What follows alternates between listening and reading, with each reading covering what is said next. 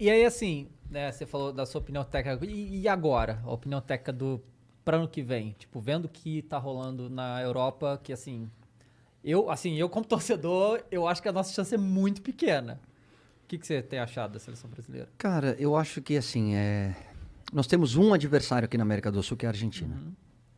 Não dá pra comparar a intensidade com o que se joga na América do Sul com o que se joga na Europa.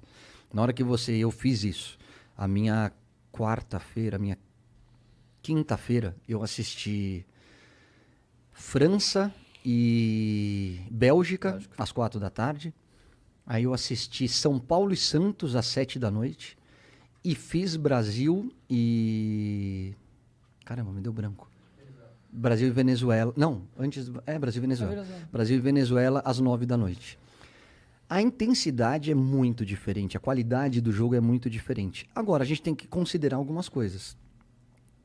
Seja qual for, duas seleções europeias, você joga e deixa jogar. A qualidade do gramado é muito melhor do que a gente tem aqui. A qualidade individual também é muito melhor do que a gente tem aqui. Eu acho mesmo que o Brasil não é o principal favorito para ganhar a próxima Copa do Mundo, mas a gente está no bolo. Eu acho que a gente pega França, eu vou te falar quem eu acho que são as seleções mais fortes. França, Itália e Inglaterra. Eu acho essas três seleções fortíssimas.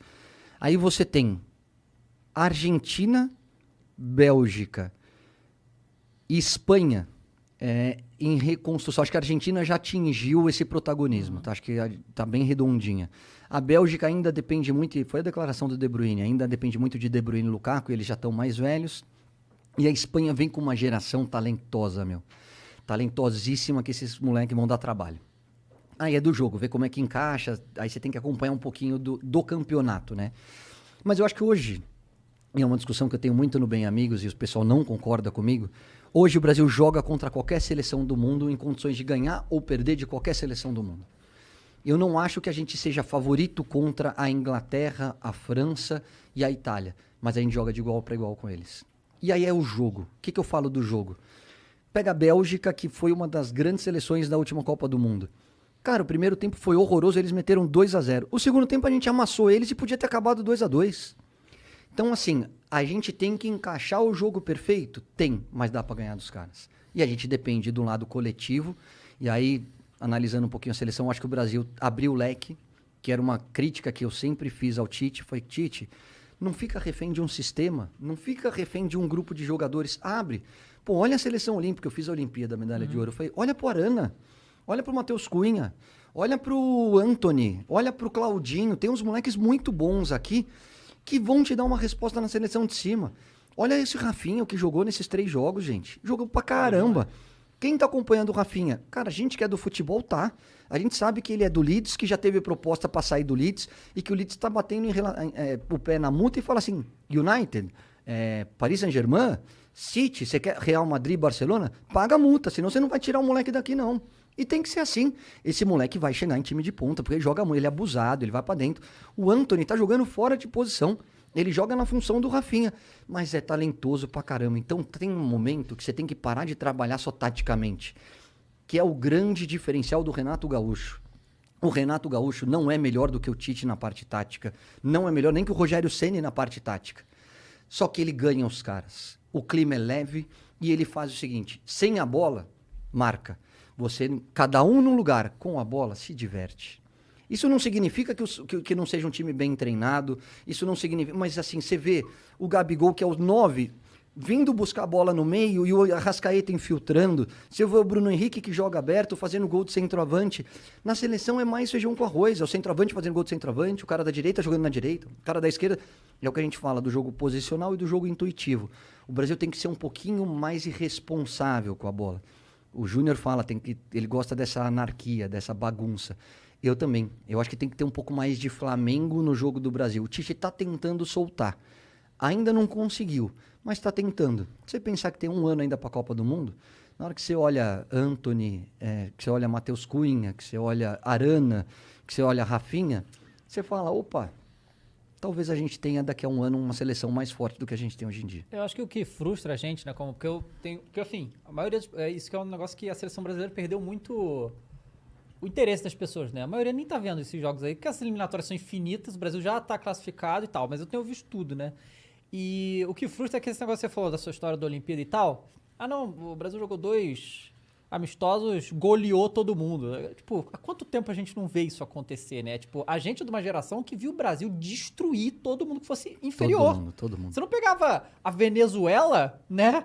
E não destruía. Tipo, o jogo acabou 3-1, mas o placar não mostra que foi o jogo, né? Foi 3-1 lá no final, né? Porque a Venezuela é muito inferior. Então, é isso que eu acho que frustra a gente, porque, cara, a gente é a seleção é a maior campeã do mundo, né, cara? A gente quer ver o Brasil passar o carro em seleções mais fracas, mas só que a gente não vê isso há muito tempo. Eu acho que, assim, na América do Sul a gente vai passar. Já a gente vai começar a golear todo mundo também. É só ver o retrospecto de 8 jogos, 8 vitórias e agora o empate com a Venezuela. Colômbia. Com a Colômbia, perdão. O que incomoda a gente um pouquinho ainda... Bom, só para falar de geração, você falou de geração. Eu me profissionalizei em 94 e acabei em 2005. Nesse período, e não estou falando de mim porque eu não disputei Copa do Mundo.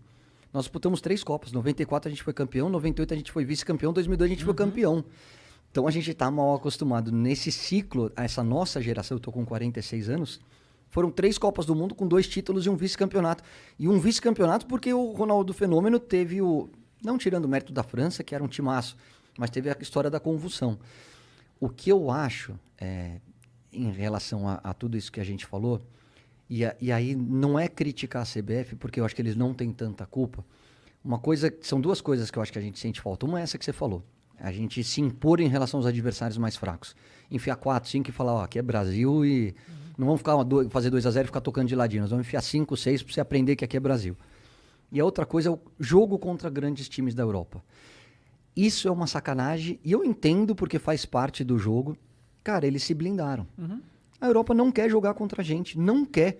O que a França, a Espanha, a Itália, estou falando dos últimos campeões, aí a Bélgica não chegou, mas assim, essas grandes potências, elas estão ganhando da gente todo o confronto de Copa do Mundo. Então eles entenderam e falaram assim, por que eu vou dar arma pro inimigo? Por que eu vou jogar contra o Brasil? Para eles entenderem o meu jogo, para eles me estudarem, para na hora do vamos ver eles ganharem de mim? Não vou. Então eles estão negando. E eu falo muito com o Juninho, falo muito com o pessoal da CBF, o Caio. Eu tento toda a janela. Eles não querem. Agora eles inventaram essa Nations League. O que é a Nations League? É mais um campeonato para ganhar dinheiro. Não vamos ser hipócritas aqui, eles querem ganhar dinheiro e se enfrentar entre eles. Ou você acha que é mais legal fazer um jogo França e Espanha na final da Nations League ou fazer França e Andorra? Para eles é legal também. Então eles se blindaram de um jeito que eles continuam evoluindo, porque se você pegar a média, eu volto a dizer, tem Brasil e Argentina aqui na América do Sul. O Uruguai é a terceira potência, mas eu acho que muito distante. Mas Brasil e Argentina é pau a pau contra qualquer seleção da Europa. E na Europa tem 12. Você tem Inglaterra, Itália, Espanha, França, Bélgica, me ajuda aí, galera. Holanda, Portugal, Alemanha, esqueci da Holanda. Só aí são 8. Então você está jogando o tempo todo em alta intensidade contra os melhores. A gente só tem a Argentina para jogar. Então, quando você joga com os melhores, você evolui. Quando você joga com adversários mais fracos, ele não te tira da zona de conforto. Não te tira da zona de conforto, não exige o seu melhor, entendeu? Por quê? Porque as coisas fluem muito naturalmente. É a história dos caras que vêm da China. O cara que vem da China vai precisar de 1, 2 meses aí para entrar em um nível de competição legal e vai ter algumas lesões musculares pelo caminho. Por quê? Porque lá é muito diferente o nível do futebol do que se joga aqui no Brasil. E na Europa é muito diferente o nível do futebol com que se joga aqui no Brasil.